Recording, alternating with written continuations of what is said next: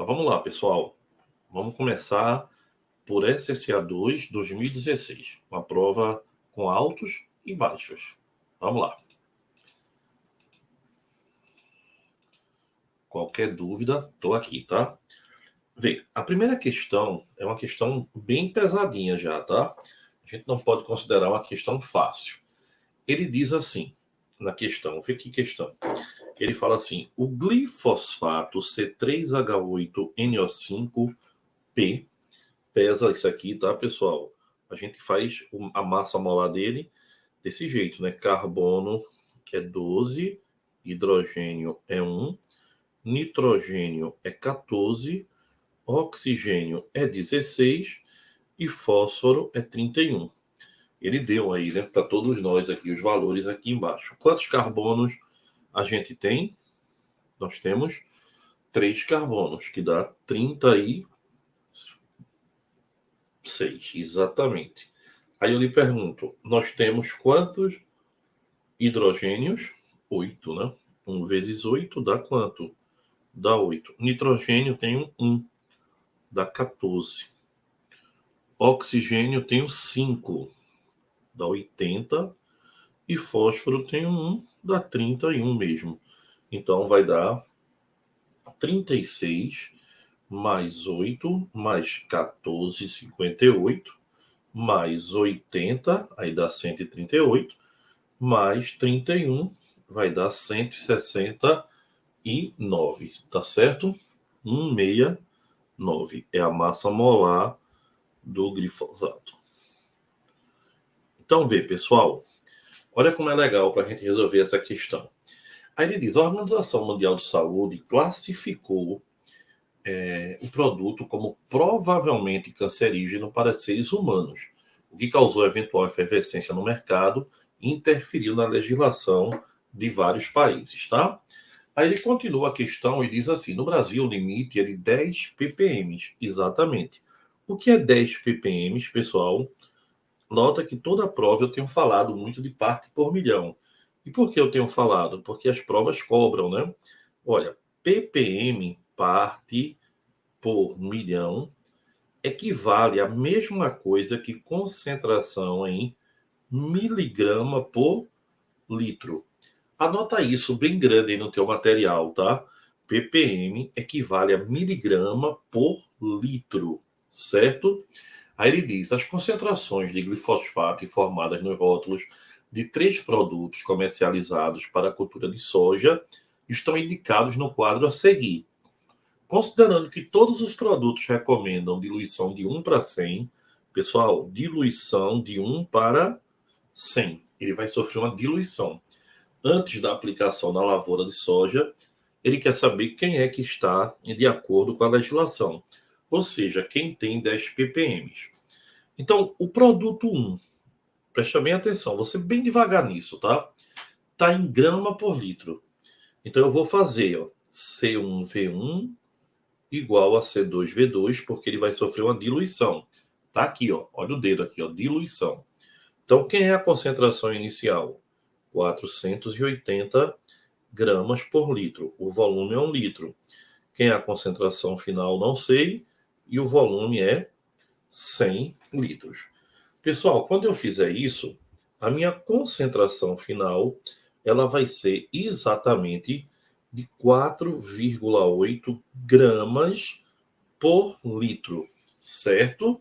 Certo. Mas o que é ppm? Olha para cá. Olha aqui, ó. Fiz aqui, ó. O que é ppm? Miligrama por litro.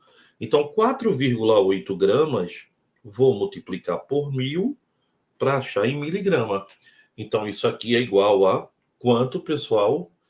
4.800 miligramas por litro.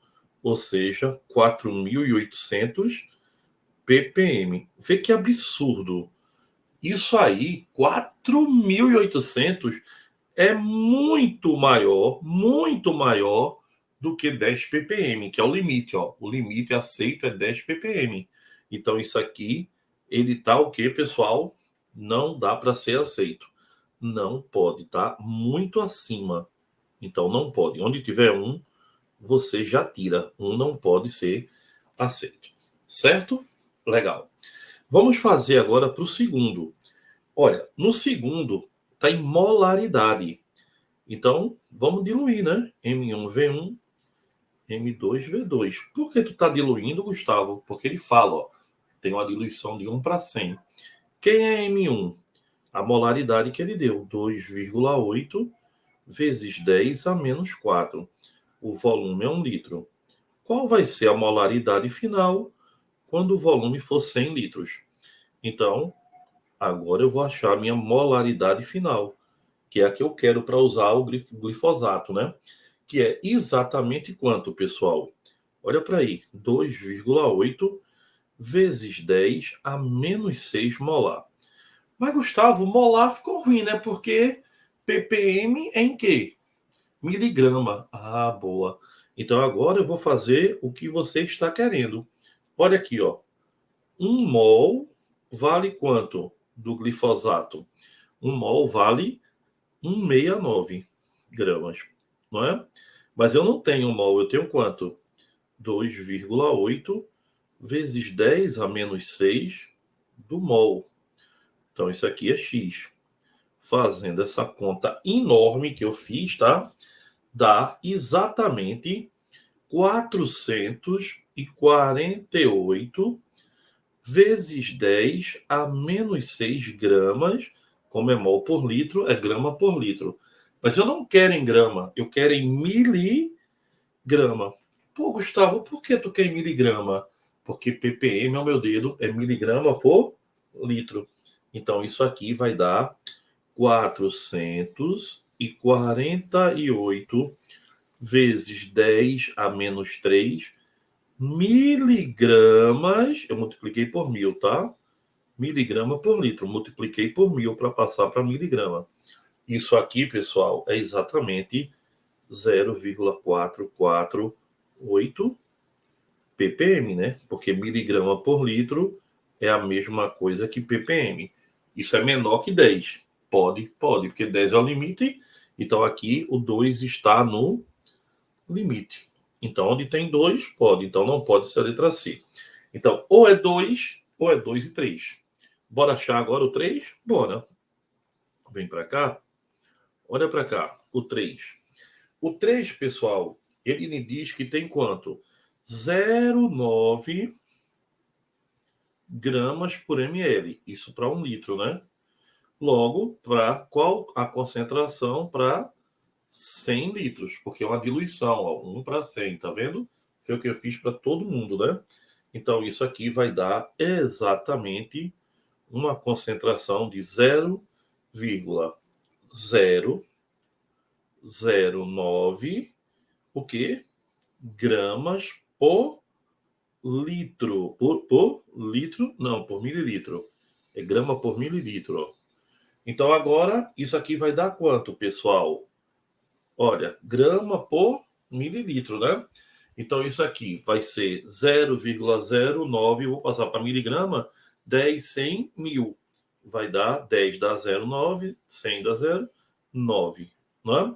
E o volume, 1 mililitro tem 10 a terceira. Então, 10 a terceira do litro. Então, isso aqui vai ser 900 ppm. Tá acima? Muito acima, né? Muito acima. Aqui eu vou passar para litro. Então, 900 ppm está acima, porque o limite é 10. Como é que tu sabe que o limite é 10? Porque ele disse aqui, ó meu dedo, ó meu dedo. Então, a resposta é letra B, apenas 2. O 3 está acima do limite. Tá? Só deixando aqui bem claro, ó, 0,009 gramas, eu multiplico por 1000, acho em miligrama. E mililitro é 10 a terceira, mais ou menos 3 do litro. Quando passa dividindo, né? Quando passa para cima, passa 10 a terceira. Então dá 900 ppm. Então a questão 1, número 2 é o verdadeiro, o único que pode, letra B. Questão bem legal, né? Gostaram dessa? Gostaram, né? Então vamos embora fazer agora a questão de número 2. Vê, pessoal. A questão de número 2 foi uma questão bem trabalhosinha, né? Para variar, né, Gustavo? É verdade. Mas vamos embora, temos que fazer, né? Ó, uma nova marca de gás de fogão lançou no mercado um botijão de 13 quilos de hidrocarboneto. Então, dos 13 quilos, que são 13 mil gramas, né? 55% é butano, tá? E 45% é o quê? Propano. Aí ele diz para você assim na questão, ó. Desprezando possíveis perdas, qual o calor liberado em todo o conteúdo do recipiente? Pessoal, olha, ele me diz que butano, aí na questão, ó, C4H10, né, que é o butano, ele me disse que butano libera 2.878. Butano pesa 48 com 10, 58 gramas por mol, tá? E propano, C3H8, 36 com 8, 44 gramas por mol. Então, a primeira reação é a do butano e a segunda é a do propano. Então, agora é só fazer, ó. 2 mols, que é 2 vezes quanto? 58 gramas, que é butano, né? Libera quanto, pessoal? Libera 2.878.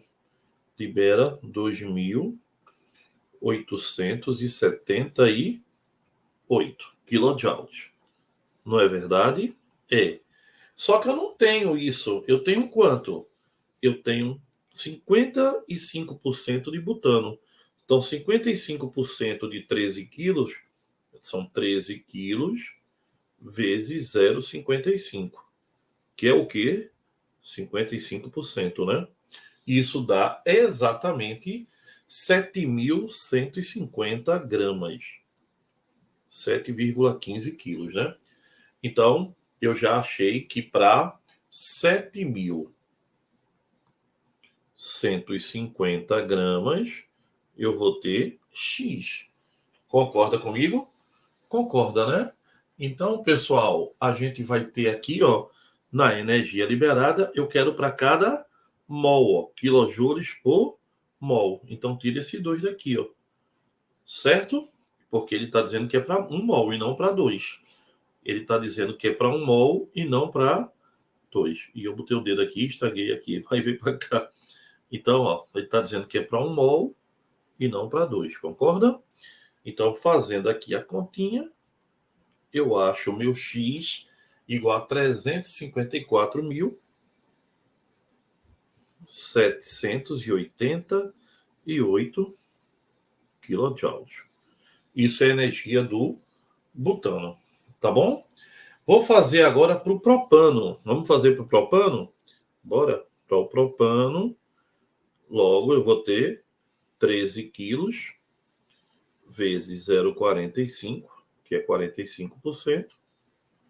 Não é? Isso aqui vai me dar exatamente o valor de 5.000, que falta, né? 850 gramas. 5,85 quilos. Pronto. Aí agora eu vou fazer, ó. Propano vale 44 gramas. Libera quanto, pessoal? 2.222 quilojoules. Logo, 5.850, que é o que eu tenho, vai liberar Y. Quanto é Y? Fazendo essa pequena continha que eu já tinha feito aqui, dá, sabe quanto, pessoal?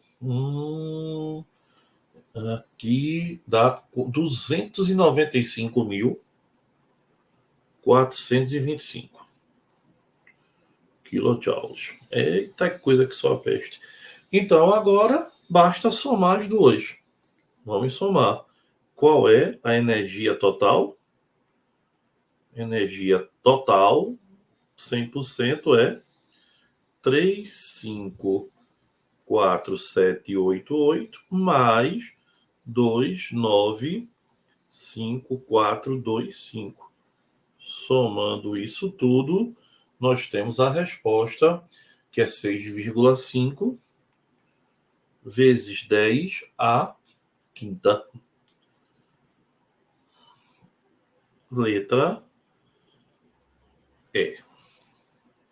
Também não foi lá uma das mais tranquilas, né? Muita conta para fazer, né? Para deixar nenhuma dúvida, ó, aqui é 2 mols, mas aqui é quilojoules por mol. Então, isso aqui é para cada 1 mol. Certo? Então, já estava direto. Olha aí, pessoal. Questão 3. Questão 3 é bem mais tranquila, né? Para dar uma relaxadazinha na pegada da questão aqui. Ele diz assim: cada vez mais conhecido no Nordeste, o futebol americano se consolida em Pernambuco. Não sei bem se é assim não, né? Entre as regras desse esporte, um lance chama a atenção dos espectadores, que é o chute do campo, field goal. Para o chute, vale 3 pontos. A bola de formato oval e confeccionada de couro natural ou sintético tem de passar pelo meio de uma trave em Y, que fica no final do campo, chamado de end zone. O recorde de distância do field goal é de 64 jardas e pertence a Matt Pratt, um jogador do time americano do Denver Broncos. Tanto o referido chute quanto os outros 2 maiores, ambos de 63 jardas, ocorreram em Denver, numa cidade a 1.700 metros de altitude. Vê, pessoal, quanto maior a altitude, guarda isso, tá? Quanto maior a altitude, o que é que acontece? Se eu tenho uma maior altitude, eu tenho uma menor pressão atmosférica. Como eu tenho uma menor pressão atmosférica, a pressão atmosférica é a pressão que empurra o ar para baixo. Então, se eu tenho uma menor pressão atmosférica, eu tenho menos ar, menos oxigênio, menos nitrogênio. Isso quer dizer que eu tenho menos resistência do ar. Então, a bola corre mais rápida porque vai ter menor atrito. Então, ele diz aí, ó, a ocorrência desse field goal deve ao quê? A uma menor pressão atmosférica. Com isso, a atmosfera fica rarefeita, tendo menos atrito, e a bola se locomove com maior velocidade. Então, ele diz aí, ó, a altitude de Denver deixa o ar mais rarefeito, possibilitando uma menor resistência do ar e facilitando o chute. Questão de coligativas, letra B. Um assunto que a gente discute muito, né, no dia a dia da aula. Essa já foi mais tranquila, né? Questão 4. Vamos ver se vai tranquilizando agora. É comum ocorrer eructação, arroto, né? Após a ingestão de refrigerante. A água gaseificada, CO2, né? É um componente importante do refrigerante. Ela é produzida pela mistura de água e gás carbônico sob baixa temperatura. Sob baixa temperatura. Isso é importante, tá? Em que se estabelece o seguinte equilíbrio químico. Considerando o equilíbrio químico indicado, um dos fatores não influencia no arroto, na eructação, após a ingestão do refrigerante. Letra A. Elevação da temperatura no interior do estômago. Pessoal, temperatura sempre desloca o equilíbrio. Sempre. Temperatura sempre desloca o equilíbrio. Letra B. Acréscimo da concentração de íons hidrônio. Se eu aumento a concentração molar de íon hidrônio, eu estou aumentando a concentração de produto. Se eu aumento a concentração de produto, a reação desloca para o reagente, produzindo mais CO2 e a pessoa arrota.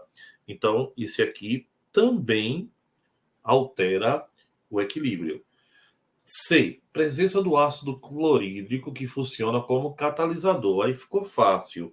Veja, catalisador não desloca equilíbrio. Quem desloca o equilíbrio são os princípios de Le Chatelier: pressão, temperatura e concentração. Letra D. Aumento do volume no interior do estômago em comparação com refrigerante evasado. Se você aumenta o volume, você diminui a pressão.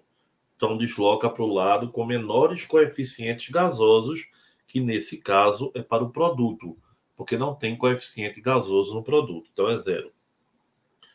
E letra E, diminuição da pressão. Se o aumento altera, a diminuição também altera.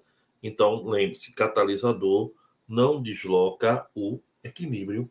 Então, letra C para a questão de número 4.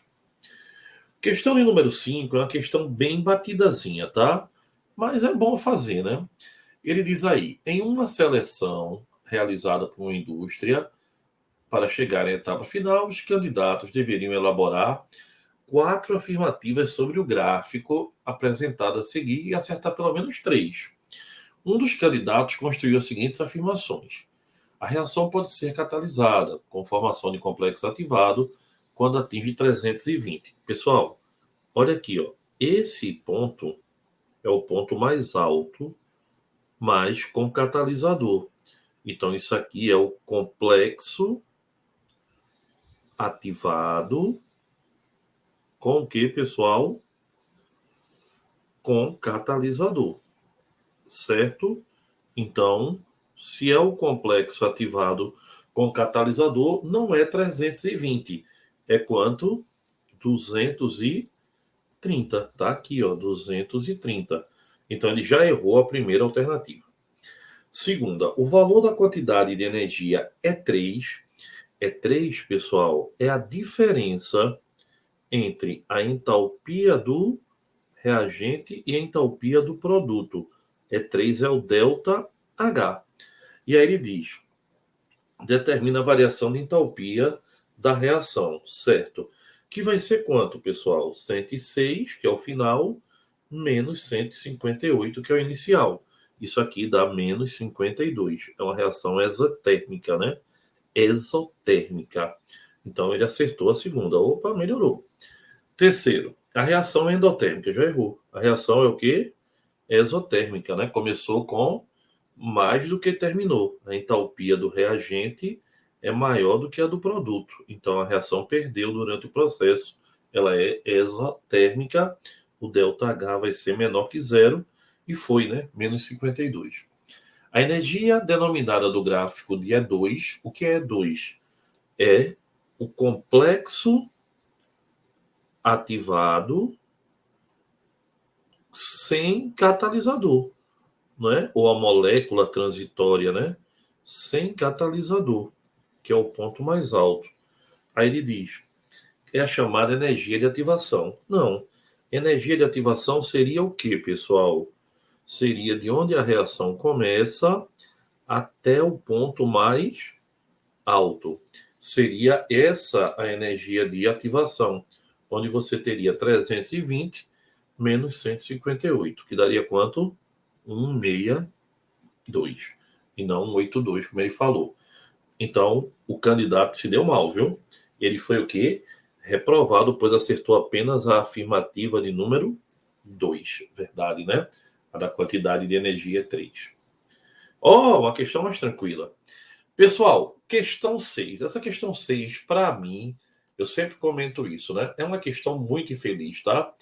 Vê, ele diz assim: geladeiras que funcionam com queima de gás de cozinha ou querosene são muito úteis, quando não se pode contar com energia elétrica, como em certas zonas rurais e nos campos. A figura ao lado mostra o esquema de funcionamento de um produto desse tipo. O ciclo por absorção usa determinada substância como gás refrigerante, uma substância como o gás responsável pela refrigeração, né? Além de hidrogênio e água, que atuam como substâncias auxiliares. Pessoal, hidrogênio e água. Aí ele fala que atua como substâncias auxiliares. A pressão total é teoricamente a mesma em todos os pontos do circuito. O que muda são pressões parciais. As diferenças de pressões parciais são provocadas pela água, que tem grande afinidade pela substância refrigerante. Então, a substância refrigerante, ela deve ser uma substância o quê? Polar. Por quê? Porque a água também é polar, né? Então, ela vai ter pela água que é polar. Polar dissolve polar. Aí ele pergunta, considerando as informações, a substância refrigerante desse tipo de geladeira é bromo é apolar, substância simples. O2 é apolar, não é? NaClO Pessoal, NaClO é um sal que na água ele vai dissociar. Nem pressão a gente vai ter aqui, né? Porque ele vai ter formação de quê? De solução aquosa, que é o mesmo caso que acontece com o HCl. HCl é um ácido, né? Se eu jogar na água, ele o quê? Ele ioniza, ó. H mais Cl menos. Como ele ioniza, ele não vai dar formação da pressão. Então, a substância referida é a amônia. Ele é um gás refrigerante, tem afinidade pela água. E olha, o que diminui a pressão parcial dele, ele dissolve na água, tá? Como ele dissolve na água, o NH3, ele vai dissolver na água, vai formar uma substância, que é o NH4 mais OH-, né? Então, o que é que vai acontecer? Ele vai ter uma diminuição da pressão. Então, você vai ter aqui altíssima afinidade, que é o que vai pegar mais, porque tanto o NH3 quanto a água formam as chamadas o quê, pessoal? Pontes de hidrogênio. Então, a resposta da questão, letra E. Bem legal, né? Gostaram? Eu gostei também. 7. Olha aí, já está quase chegando no final da prova. Olha aí, uma prova, milagrosamente, estamos chegando no seu final. Vê, um fenômeno raro no Nordeste chamou a atenção de morador de Uricuri. Uricuri, fui lá esse ano 2 vezes. No sertão do estado, no final da tarde da última terça-feira de 2014, faz tempo, né? Caiu granizo na localidade por cerca de 10 minutos. Quando o dia amanheceu, foi possível observar vapores sendo formados do granizo. O granizo, pessoal, estava passando do estado sólido para o estado líquido, né? Esse processo é chamado de quê? Fusão, tá? E esse processo absorve calor. É um processo endotérmico, né? Está derretendo.